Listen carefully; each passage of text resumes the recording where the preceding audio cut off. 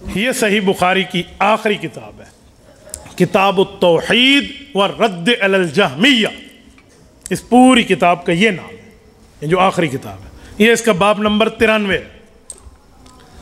کتاب التوحید کے ساتھ والرد علی الجہمیہ وغیرہم کا مطلب کیا ہے؟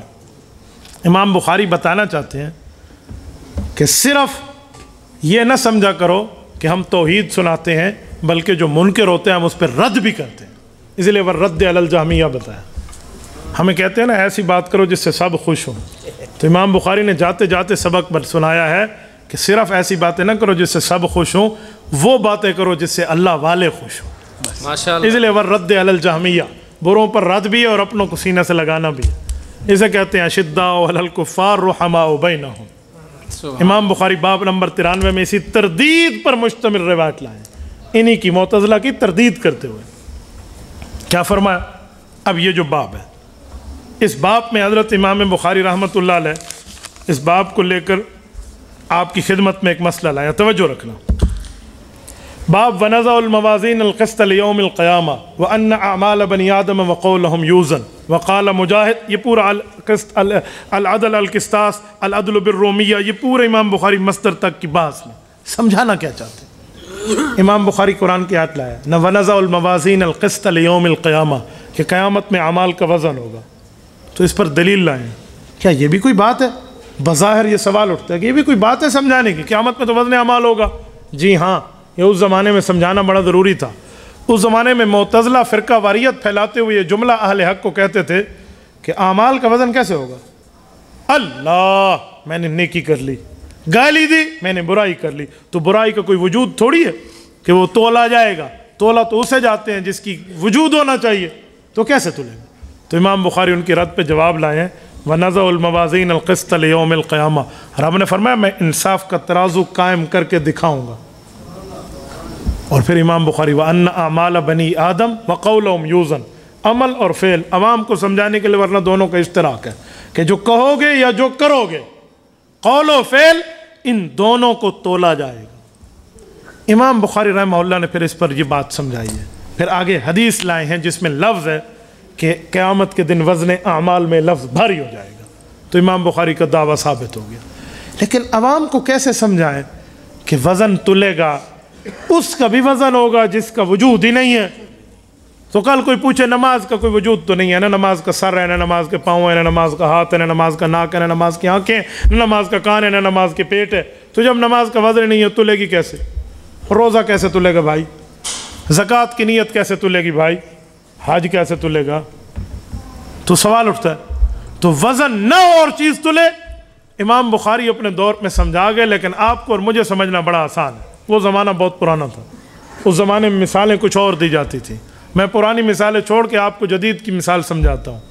آپ کے اور میرے ہاں روزانہ ایسی ایسی چیزیں تلتی ہیں جس کا وجود نہیں ہے۔ بیلنس چیک کر لو، یوں جو بیلنس ہم نے چیک کیا، یہ بیلنس تولا ہے ہم نے، اس بیلنس کا کوئی وزن ہے؟ میرے سم میں 1000 روپے کا بیلنس ہو، اس کو تولو، ایک ٹیڈی بیلنس نہ ہو، اس کو تولو، دونوں کے وزن میں فرق ہوگا؟ بولیے، ذرہ برابر بھی فرق نہیں ہے، تو پھر وزن تو نہیں ہے جو اندر 1000 روپیہ موجود ہے، تلے گا کیسے؟ یوں بھی نہیں سمجھے تو میموری کارڈ کی مثال لے لیتے۔ یہ جو میموری کارڈ ہے، مثلاً 5 GB کا میموری کارڈ ہے، 10 GB کا ہے، اس میموری کارڈ میں امیجز ہیں، آڈیوز ہیں، ویڈیوز ہیں، ڈاکومنٹس ہیں، گیلری میں سب کچھ ہے، اس 5 GB میں فل ہو کارڈ، اس کو تولو، وزن لکھ لو، سب کچھ ڈیلیٹ فارمیٹ کر دو، بالکل اس کو صاف کر کے دوبارہ تولو، وزن لکھ لو، ایک جیسا ہو۔ 5 GB ڈیٹا موجود ہو، وزن اتنا، بالکل کچھ نہ ہو، پھر بھی وزن اتنا۔ وجہ آپ کہیں گے جدید سائنس کی ترقی ہے کہ یہ ایسی ایسی چیز لائے ہیں جو لطافت والی ہے، کثافت والی نہیں ہے۔ ایک کثیف ہوتا ہے، ایک لطیف ہوتا ہے۔ اس موبائل کو تولو، اس کا وزن دکھتا ہے بھی اتنا وزن ہے، یہ کثیف ہے، اور ایک وہ چیز تولو جس کا وزن ہی کوئی نہیں ہے، وہ لطیف ہے۔ تو جدید سائنس نے ترقی کی ہے، ان نے کثافت اور لطافت کا فرق ختم کرتے ہوئے ان کو بھی تولنا سکھا دیا ہے۔ مثلا بیلنس تول رہے ہیں اور اپنی میموری دیکھ رہے ہیں، یہ بھی سمجھ نہ آئے تو میں اور بتا دیتا ہوں. مولانا ہاتھ دکھائے. یوں نبض چیک کرتا ہے ڈاکٹر. نبض ماشاءاللہ بخار نہیں ہے یا بخار ہے, یا تھرمامیٹر دیتا ہے 98 پہ طبیعت ہے, نہیں 101 پر ہے.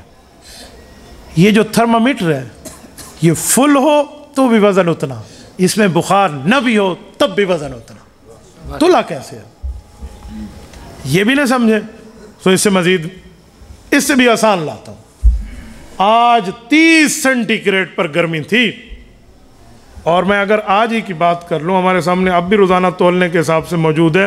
یہ دیکھیں لاہور کی داؤد ریزیڈنسی کا موسم 23 سینٹی گریڈ 7:40 پہ آج شام کا. یہ لاہور کا, یہ 23 سینٹی گریڈ کہاں سے تولا ہے؟ موسم کیسے تولا گیا ہے؟ ویدر ریڈار سے. تو ویدر ریڈار میں کون سا آلہ موجود ہے کہ موسم تول دیتا ہے؟ موسم کا تو کوئی وزن ہی نہیں ہے, تو کیسے تولا؟ آپ دنیا کے کسی ایئرپورٹ پر لینڈ کریں, آپ کو فلائٹ آپریٹر بتاتا ہے ہم اس ہوائی اڈے پر اتر رہے ہیں اور یہاں کا مقامی موسم اتنے سینٹی گریڈ ہے. کیوں بتا رہے ہیں؟ وہ اوپر سے بیٹھ کے اس نے تول لیا. تو اس نے لطیف کو کیسے تولا ہے, لطیف کو کثیف کیسے بنا ہے؟ تو جدید سائنس کیوں تول سکتی ہے. تو امام بخاری کا دعویٰ آج کے دور میں سمجھانا بڑا آسان ہے. وَنَضَعُ الْمَوَازِينَ الْقِسْطَ لِيَوْمِ الْقِيَامَةِ وَأَنَّ أَعْمَالَ بَنِي آدَمَ وَقَوْلُهُمْ يُوزَنُ. اللہ اعمال کو بھی اس سے بڑھ کے تول کے دکھائے گا. سبحان اللہ. یہ امام بخاری ہمیں یوں سمجھانا چاہتے ہیں جسے میں نے مولویوں والی زبان سے نکال کے آپ کو عوامی زبان میں سمجھایا. ورنہ صابن اور صابون کی مثالیں جو فتح الباری اور عمدۃ القاری اور ارشاد الساری کی میں آپ کے سامنے پڑھتا تھا تو اسی آنکڑے میں مولویاں دے کام میں نے تبھی کہا کہ میں صحیح بخاری کی آخری روایت کو آپ کے سامنے فٹ کروں گا.